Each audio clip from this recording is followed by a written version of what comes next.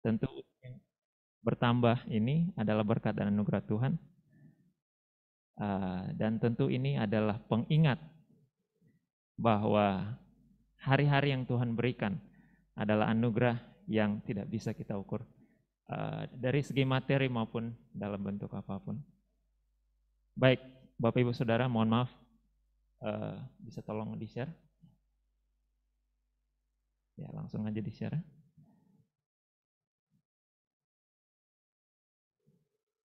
You are being recorded. Oke, ya. Setiap kali kita masuk Zoom, Zoom akan mengingatkan kita bahwa kita sedang direkam, ya. Sejenis pengingat. Pada pagi hari ini, baiklah saya mengajak kita untuk melihat dari Yakobus 4, firman Tuhan dari Yakobus 4. Ya. Mohon izin, teksnya tidak tertulis di slide terdepan, tetapi dia ada di dalam satu slide yang ada di dalam presentasi ini. Yakobus 4 ayat 13, 14 dan 15, dan kemudian Mazmur 103 ayat 2 sampai 5. Kita tidak akan melihat dalam urutan tertentu, tapi kita akan mengikuti saja. Saya mau mengajak Bapak Ibu untuk mengikuti sesuai dengan urutan yang ada ini.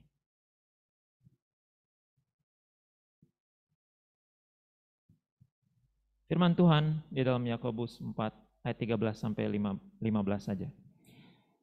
Firman Tuhan mengatakan demikian, jadi sekarang hai kamu yang berkata hari ini atau besok kami berangkat ke kota Anu dan di sana kami akan tinggal setahun dan berdagang serta mendapat untung, sedang kamu tidak tahu apa yang akan terjadi besok. Apakah arti hidupmu? Hidupmu itu sama seperti uap yang sebentar saja kelihatan lalu lenyap. Sebenarnya kamu harus berkata, jika Tuhan menghendakinya kami akan hidup dan berbuat ini dan itu. Ya. Boleh di slide yang pertama, silakan. Kalau Anda lihat di dalam slide ini, sorry, next, not the title, ya. Oke. Kita sudah mengalami pandemi COVID-19 hampir sudah lebih 2 tahun sebenarnya. Dan kalau kita perhatikan, salah satu dampak dari COVID-19 ini berpengaruh pada kemampuan mengingat, ya. Kemampuan mengingat dari siapa saja, bisa saya, bisa Anda. Dan dampaknya menyebabkan bahwa hal-hal yang biasanya orang mudah ingat itu menjadi tidak mudah diingat. Ya. Saya melihat sebuah survei yang dilakukan di Amerika, di mana banyak orang yang sejak tinggal di rumah, sejak bekerja dari rumah, sulit mengingat hal-hal tertentu. Ya, kita pasti sedikit banyak mengalami ini, ya, bahwa kita mengingat hal-hal tertentu atau melupakan hal tertentu. Mungkin bagi sebagian orang tidak sulit untuk mengingat hal-hal detail, tetapi bagi sebagian orang ada yang perlu waker, bahkan bangun pagi. Ada sebagian orang perlu waker untuk bangun pagi, ya. Ya, kecuali mungkin Anda ada anggota keluarga yang mengingatkan Anda, maka kalau Anda adalah tipenya yang harus memiliki alat bantu untuk mengingat sesuatu, maka Anda pun perlu waker itu. Nah, singkatnya, ada orang atau sekelompok orang yang memiliki highly superior autobiographical memory atau HSAM. Ya, Anda boleh lihat di Kompas. Ini bukan tulisan saya, ini adalah sesuatu yang saya kutip. Jadi kalau saudara melihat penelitiannya, ini ada yang dikutip oleh kompas.com. Seorang guru bernama Nicole Donahue, nah, lancar menceritakan apa yang dilakukan pada tanggal 6 Maret 2020. Ya, silakan dilanjutkan. Perhatikan bahwa ketika ia mengajar, ia pun mengingat detil-detil tentang menunda liburan semi. Kemudian selang kurang lebih sebulan kemudian, ia berusaha mengingat akan apa yang dilakukan pada hari tertentu. Dan ia berkata, sejujurnya aku tidak bisa mengingat hal-hal yang terlalu spesifik pada tanggal itu, kata Donahue. Karena selama karantina ia juga sering lupa hari dan tanggalnya. Baginya itu adalah hal yang aneh karena ia mampu mengingat hari-harinya secara detail sejak usia 8 tahun. Wow. Orang ini adalah orang-orang seperti ini adalah orang spesial, saudara ya. Bisa ingat hal-hal yang sangat detail. Saya yakin kebanyakan kita kalau ditunjuk, cobalah ingat suatu hal yang terjadi misalnya tahun 2013 atau tahun 99 atau tahun 98 bagi sebagian kita. Mungkin ada yang masih ya berusia remaja dan seterusnya. Kita belum tentu bisa ingat. Tetapi ada orang-orang yang rupanya bisa mengingat hal-hal yang sangat detail, hal-hal yang sangat spesifik dari pengalaman hidup mereka. Sehingga kalau kita perhatikan, sehebat-hebatnya orang, ia pun bisa lupa akan hal-hal yang kecil, akan hal-hal yang sangat detail tentang sesuatu. Karena manusia tidak ada yang sempurna. Dan COVID ini membuktikan hal ini. COVID ini membuktikan hal ini. Boleh slide selanjutnya. Ya. Kalau kita lihat kembali dalam firman Tuhan, jangan melupakan Tuhan dalam perencanaan. Hari ini atau besok kami akan berangkat ke kota Anu dan di sana kami akan tinggal setahun dan berdagang di sana serta mendapat untung. Sedang kamu tidak tahu apa yang akan terjadi besok. Maka apakah arti hidupmu? Hidupmu itu seperti uap yang sebentar kelihatan lalu lenyap. Sebab sebenarnya kau harus mengatakan atau kita harus mengatakan, jika Tuhan menghendakinya kami akan hidup dan berbuat ini dan berbuat itu. Jadi kalau kita boleh simpulkan bagi kita, mengingat akan sesuatu itu bukan hal yang mudah. Ya. Melupakan sesuatu juga bukan hal yang mudah. Tergantung dari perspektif mana kita mengambilnya. Kalau kita lihat, boleh slide selanjutnya silakan. Next. Ya.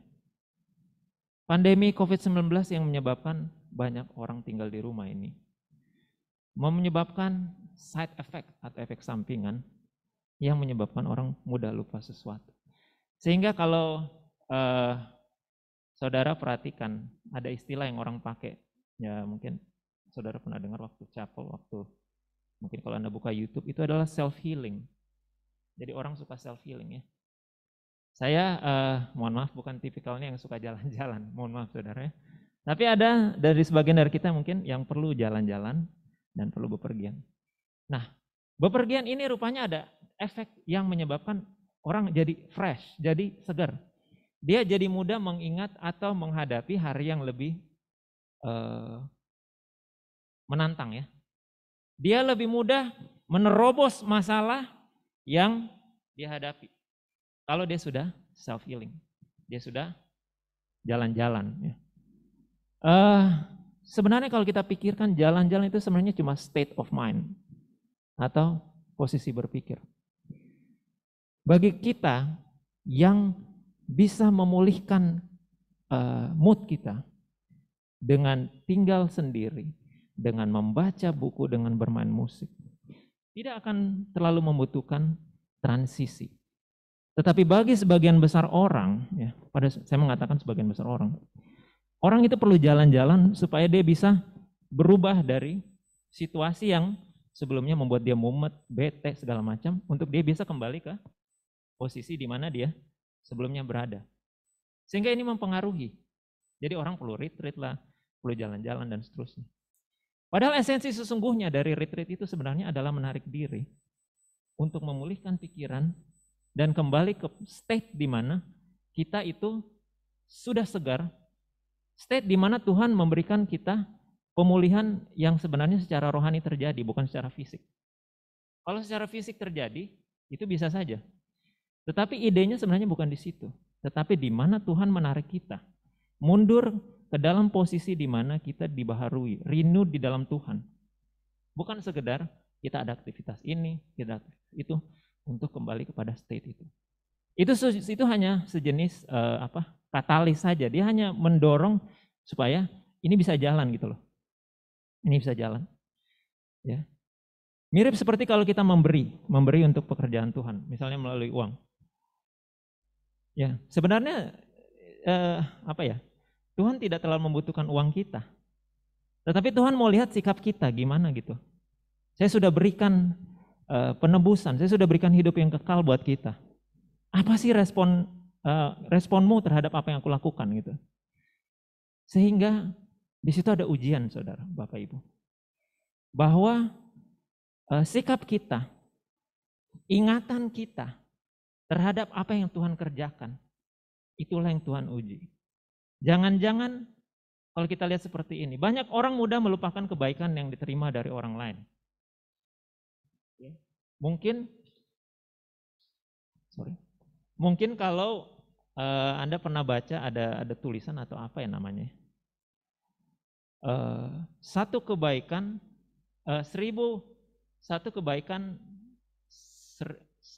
satu kejahatan itu bisa dihapuskan oleh 1000. Terbalik ya. Ada yang tahu? Boleh dikoreksi ya. 1000 kebaikan bisa terhapus oleh satu kesalahan ya. Ini contoh juga ya.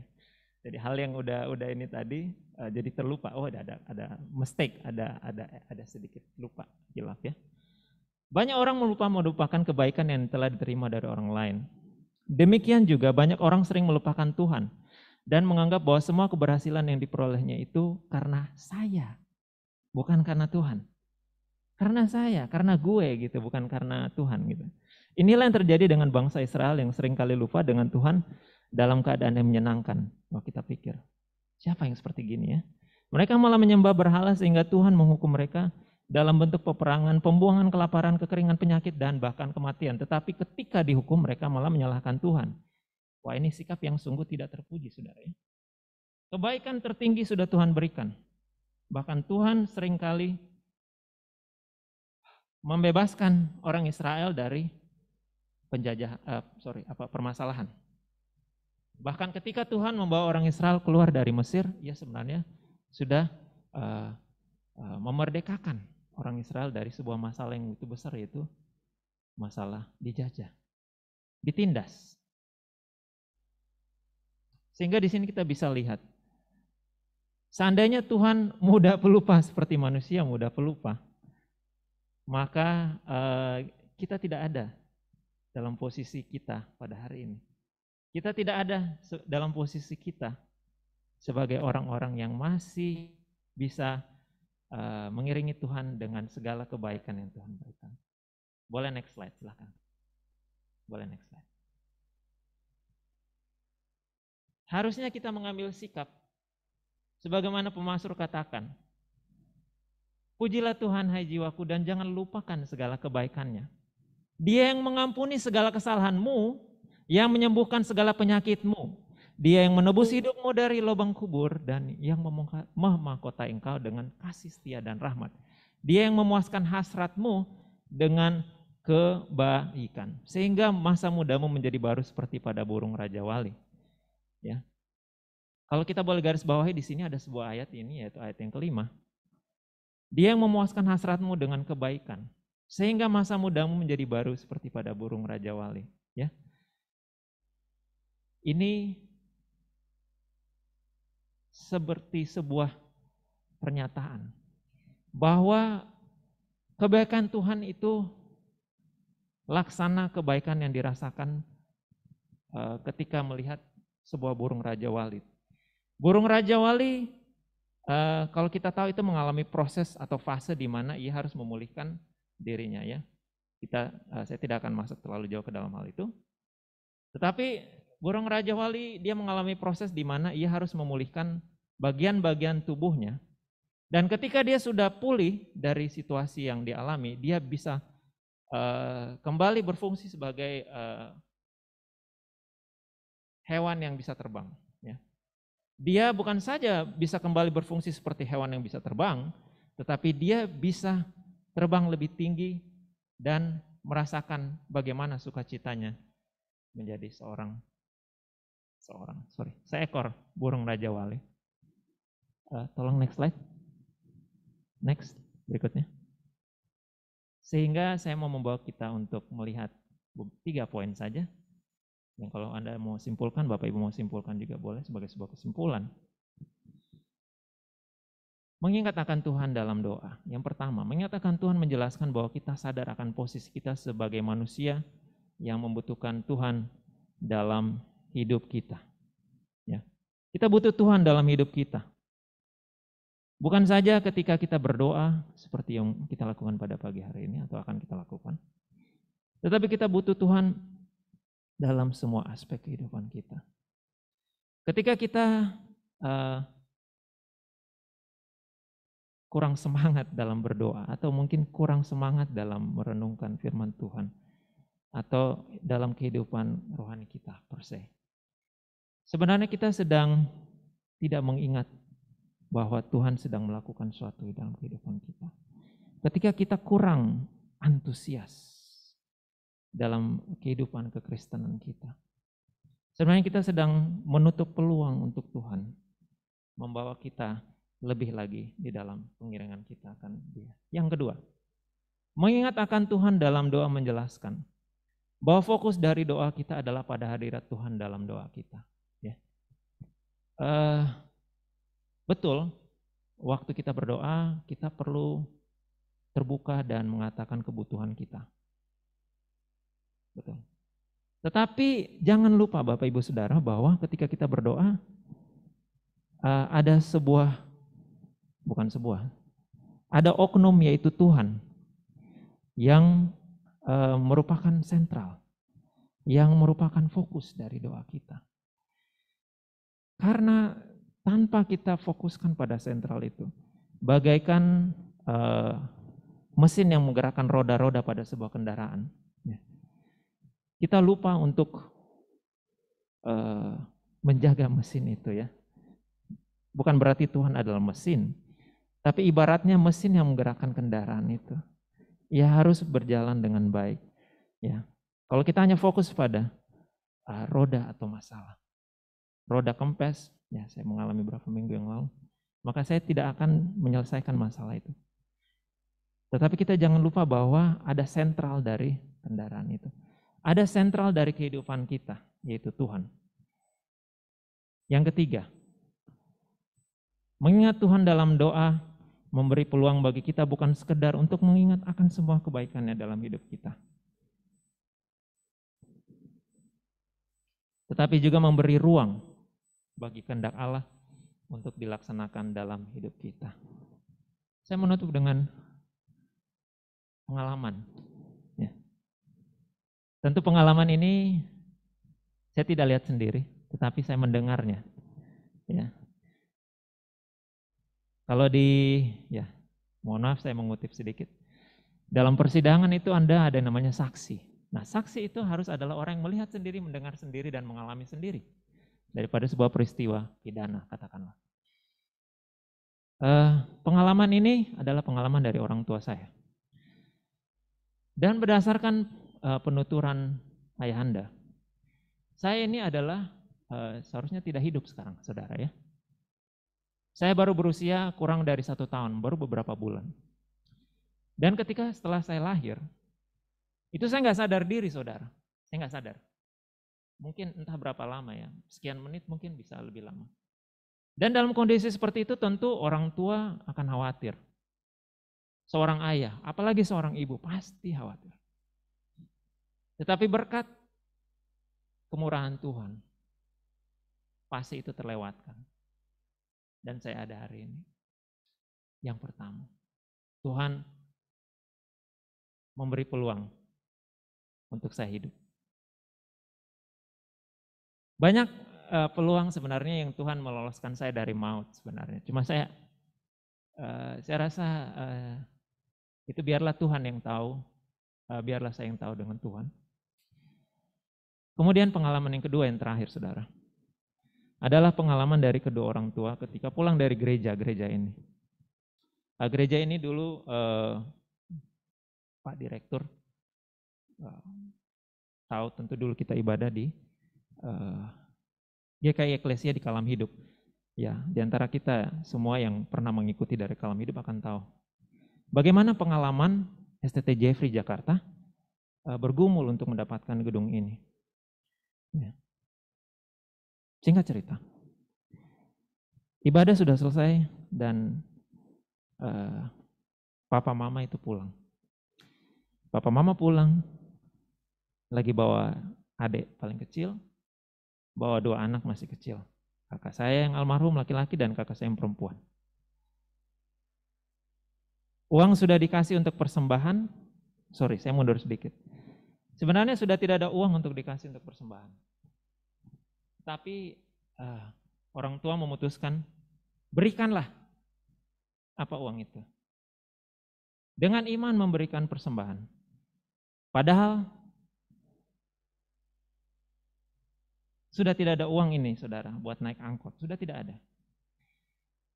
Sehingga waktu pulang, atau sepertinya sebelum pulang, ya, saya pun mengalami masalah mengingat ini, saudara. Tuhan mengutus, entah apa itu namanya ya, Tuhan mengutus seseorang untuk memberikan persembahan kasihnya. Dan dengan persembahan kasih itu, saudara tahu itu jumlahnya berpuluh kali lipat dari apa yang diberikan persembahan. Ya. Kalau saudara ingat di dalam memberi itu, firman Tuhan mengatakan, ujilah aku. Bawalah persembahan ke rumah Tuhan dan lihatlah apakah, ya, saya memparafrasekannya, apakah ia tidak akan membalaskan. Sehingga sebagai kesimpulan Bapak Ibu Saudara, saya mau membawa kita untuk mengingat bahwa kebaikan Tuhan itu nggak bisa diukur. Apa yang Tuhan buat dalam hidup kita nggak bisa diukur, saudara. Kalau hari ini Tuhan memberi kita rezeki, jangan lupa kembalikan rezeki itu untuk Tuhan. Kalau hari ini Tuhan kasih kita berkat rezeki, jangan lupa orang di sekitar kita yang butuh uluran tangan kita. Demikian renungan singkat dari saya. Saya minta dengan hormat dan penuh kasih Bapak Ketua untuk menutup renungan pada pagi hari ini dengan doa. Kiranya Tuhan Yesus memberkati.